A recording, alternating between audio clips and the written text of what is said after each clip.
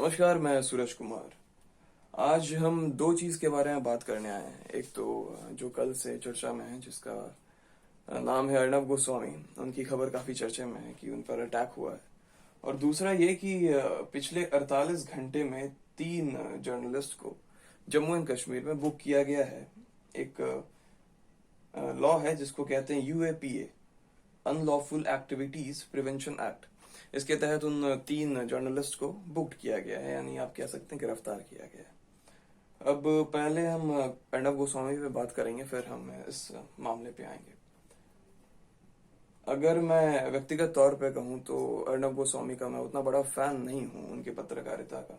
हाँ, मैं उनका फैन हुआ करता था, लेकिन वो साल 2014 से पहले, क्योंकि साल 2014 से पहले उनकी अगर पत्रकारिता को देखें तो वो एक बेहतर पत्रकार थे। और जिस तरह से वो कांग्रेस पे हमला करते थे, और उन्हीं का नतीजा था कि कांग्रेस के जो इतने सारे घोटाले हैं वो सामने आए थे।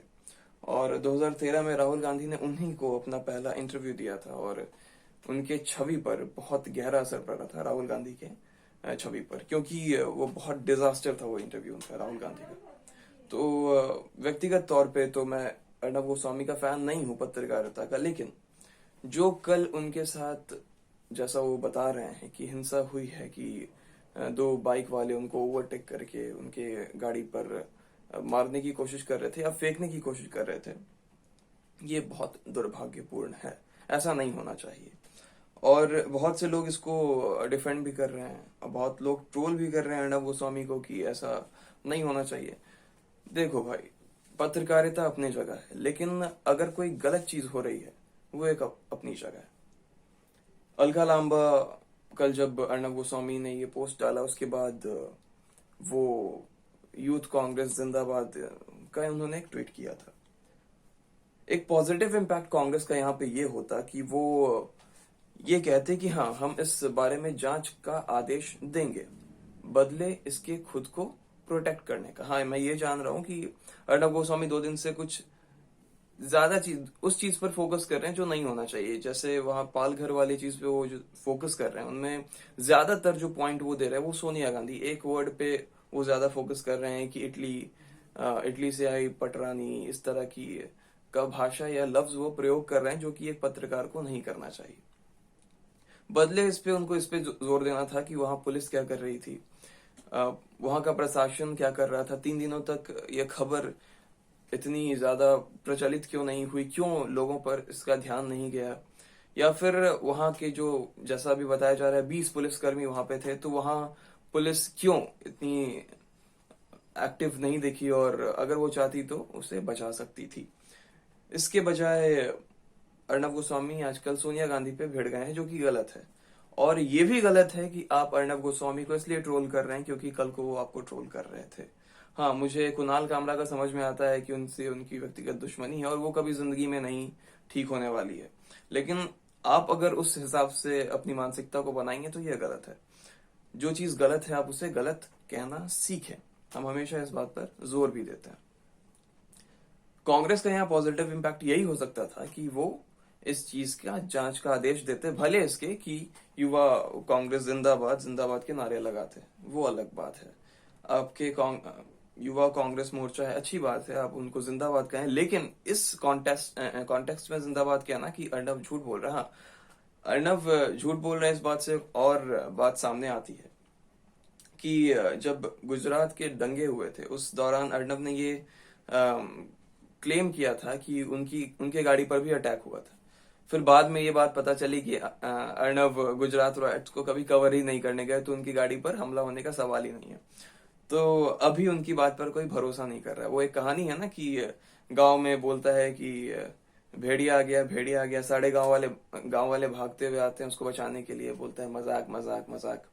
फिर दूसरी बार फिर बोलता है, फिर आते हैं गांव वाले भागते हुए, फिर बोलता है मजाक मजाक मजाक। तीसरी बार खुद ब खुद सच में भेड़िया आ जाता है और गांव वाले बोलते हैं अभी मजाक कर रहा है तो छोड़ दो। वही वाला शायद हो सकता है अर्नब के साथ हो, कि लोग उसको मजाक में ले रहे हैं कि हो सकता है झूठ बोल रहे हो। इस पर जांच होना चाहिए, और 2 लोगों को अभी पुलिस ने गिरफ्तार भी किया है। इस पर जांच होना चाहिए कि ऐसा क्यों हुआ। नहीं होना चाहिए कि किसी भी पत्रकार पे इस तरह का हमला नहीं होना चाहिए, क्योंकि कल को अगर रवीश को अगर कोई गलत कॉल आता है तब हर कोई खड़ा हो जाता है कि उनको इस तरह का कॉल नहीं आना चाहिए। तो आप आज इसलिए खड़े नहीं हो रहे हैं कि अर्नब आप पे अटैक करता है, ये गलत बात है। अगर आप पे वो अटैक भी करता है और अगर कुछ गलत हुआ है उनके साथ, तो आप उनके साथ खड़े रहें जैसा कि हम हैं, क्योंकि हम उनके बड़े फैन नहीं हैं, उनके पत्रकारिता के, जैसा कि हम आपको बता भी रहे हैं। और इस पे जांच के आदेश मिलने चाहिए और 2 लोग गिरफ्तार हुए हैं और आगे भी होना चाहिए। तो इस सब चीज से आपको ट्रोल से बचना चाहिए कि अर्नब को भी आप ट्रोल कर रहे हैं जैसे कुणाल कामरा कर रहे हैं। Kunal Kamra is a biased person, totally biased person, जैसे कि उसने खुद के इंटरव्यू में भी कहा था कि हाँ वो बीजेपी को लेकर बायस्ड है। कल को कांग्रेस आएगी, वो इस तरह का अटैक उन पर करेगा कि नहीं करेगा, ये हमको नहीं पता है। अब आते हैं जो दूसरी बात, जो कि कश्मीर में हुआ है पिछले 48 घंटे में। तो पिछले 48 घंटे में कश्मीर में 3 जर्नलिस्ट को बुक्ड कर लिया गया है, यानी कि एक एक्ट जो कि हमने आपको बताया यूएपीए एक्ट के तहत, मतलब यूएपीए के तहत उनको बुक कर लिया गया है, जिसका नाम है एंटी नेशनल पोस्ट के रिगार्डिंग। मतलब पुलिस का कहना है, जम्मू एंड कश्मीर पुलिस का कहना है कि उन तीनों ने एंटी नेशनल पोस्ट जैसा कुछ किया था सोशल मीडिया पे, जिसके तहत उनको हिरासत में लिया गया और गिरफ्तार किया गया है। लेकिन पुलिस ये नहीं बता रही है कि किस पोस्ट पर उनको गिरफ्तार किया गया है या फिर किस पोस्ट के तहत उनको बुक्ड किया गया है। जो सबसे पहले जिनको बुक किया गया, एक जो फोटोग्राफर थी, उनको बुक करने से एक दिन पहले police, Jammu and Kashmir police ने बुलाया था पूछताछ के लिए, और उसके बाद उनको अगले दिन बुक किया गया था, जिसमें उन्हें बताया गया था कि उनको एक सोशल मीडिया पे पोस्ट के कारण उनको बुक किया जा रहा है। अब फिर उसके बाद कुछ ही घंटे बाद एक और आदमी को बुक किया गया, और इसी तहत जम्मू एंड कश्मीर पुलिस ने द हिंदू पे एक रिपोर्टर है जिनका नाम है आशिक, उनके खिलाफ, या फिर कहें द हिंदू पे एफआईआर किया है।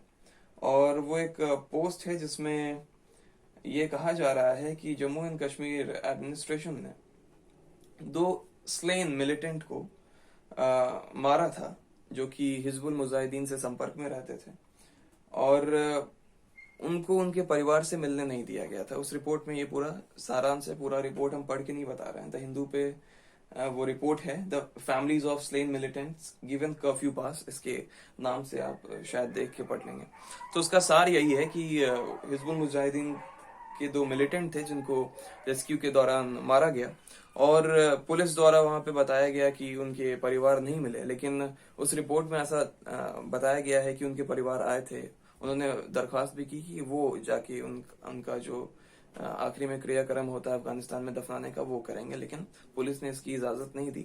बाद में वहां पे वुमेन प्रोटेस्टर्स ने एक इलेक्ट्रिसिटी कट कर दिया एक एरिया का, जिसके बाद पुलिस ने इजाजत दी कि हाँ आप जाके जिस कब्रिस्तान में हमने उन्हें गाड़ा है, जो कि है एक अनआइडेंटिफाइड पर्सन का कब्रिस्तान है, जहाँ पे वैसे लोगों को गाड़ा जाता है जो जिनके परिवार का कोई ठौर ठिकाना नहीं है, उस कब्रिस्तान में उन्हें गाड़ दिया गया था।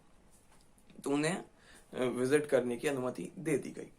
एक तो ये है। फिर कल की बात है, कल को एक और जर्नलिस्ट को, जिनका नाम है गिलानी, उन्हें भी बुक्ड कर लिया गया है। और क्यों बुक्ड किया गया है, किस पोस्ट के तहत बुक किया गया है, इसका अभी कोई भी पता नहीं चला है। तो हम उन लोगों से अपील करते हैं और दरखास्त करते हैं कि हो सकता है कि उन्होंने कुछ पोस्ट किया हो, लेकिन क्या किया है पुलिस ने अभी तक नहीं बताया है। और जब तक पुलिस ये बात नहीं बताती है, पुलिस भी संदेह के घेरे में। और सबसे बड़ी बात कि एडिटर्स गिल्ड ऑफ इंडिया, जिसके पद से अर्नब गोस्वामी ने पिछले दिनों इस्तीफा दिया है, उसने भी इस पर निशाना साधते हुए कहा है कि it's only purpose can be strike terror into journalist. इनका ये मकसद यही है कि जर्नलिस्ट में एक टेरर का धब्बा लगा देना, इनका यही काम है। और कश्मीर को लेकर ये कर रहे हैं, तो उनका और ज्यादा सख्ती से ये बयान आया है। और जब एडिटर्स गिल्ड ऑफ इंडिया की बात हो ही गई है, तो उस पर ही बात कर लेते हैं कि अर्नब गोस्वामी ने 2 दिन पहले इस पद से इस्तीफा दिया था कि वो कोई मेंबर नहीं रहेंगे एडिटर्स गिल्ड ऑफ इंडिया से। तो ये भी बड़ा फनी है, क्योंकि अर्नब ने जिस पद से इस्तीफा दिया है, उन्होंने पिछले 12 साल में एक भी मीटिंग नहीं अटेंड की है। एडिटर्स गिल्ड से जो मीटिंग्स होते थे उन्होंने एक भी मीटिंग अटेंड नहीं की है। और ये भी बड़ा हंसी मजाक का बात है कि जिस प्रेस के फ्रीडम को वो बचाने के लिए वो एडिटर्स गिल्ड ऑफ इंडिया है, उसमें उन्होंने आज तक साथ नहीं दिया है 2014 के बाद। 2014 से पहले हमेशा बोल रहे हैं वो एक बहुत अच्छे पत्रकार थे, लेकिन 2014 के बाद भी वो वही काम कर रहे थे जो वो 2014 से पहले कर रहे थे, यानी कि कांग्रेस पे ही स्ट्राइक करना। 2014 से पहले वो जो सत्ता में पार्टी थी उस पर वो स्ट्राइक कर रहे थे, लेकिन 2014 के बाद उनके सुर बहुत बदल गए थे। और इसी के कारण है कि मैं उनकी पत्रकारिता को उतना ज्यादा पसंद नहीं करता। I am not a great fan of Arnab Goswami, the Arnab Goswami who is in the field of journalism after 2014। तो हम उनके पत्रकारिता के फैन नहीं है, लेकिन जो उनके साथ हुआ है वो नहीं होना चाहिए था, और जो लोग इसका मजाक उड़ा रहे हैं वो नहीं उड़ाएं तो अच्छा है। क्योंकि कल को हो सकता है कि आपके भी फेवरेट पत्रकार पे अगर इस तरह का कुछ वारदात अगर आपके पत्रकार के साथ हो जाए, आपके जो पर्सनल पत्रकार है, तो आप फिर डिफेंड करने के सीन में नहीं रहेंगे। क्योंकि जिस तरह आप ट्रोल कर रहे हैं किसी पत्रकार को, हो सकता है कि कल को दूसरे लोग भी उस पत्रकार को ट्रोल करें कि हाँ इस पे इस तरह का हुआ है, इस तरह का हुआ है, तो फिर आप डिफेंड करने की सूरत में नहीं है। क्योंकि आज भी आप वही काम कर रहे हैं जो कल को कोई और कर रहा था या फिर आने वाले दिन में कोई और करेगा। तो इन सब चीजों से आपको बचना चाहिए, और जितना हो सके सत्य के साथ खड़े रहें हर वक्त, और जो सही है उसे सही बताएं और जो गलत है गलत बताएं। और अगर जो अर्णब गोस्वामी का साथ दे रहे हैं इस टेरर अटैक में, वो इस पे भी साथ दें कि पिछले 48 घंटों में 3 जर्नलिस्ट को बुक्ड कर लिया गया है, बिना ये बताए हुए कि उन किस सोशल पोस्ट के कारण उन्हें बुक्ड किया गया है। ये सवाल है, और सवाल बहुत ही पेचीदा है, जिसका सवाल जम्मू एंड कश्मीर पुलिस को देना पड़ेगा। धन्यवाद।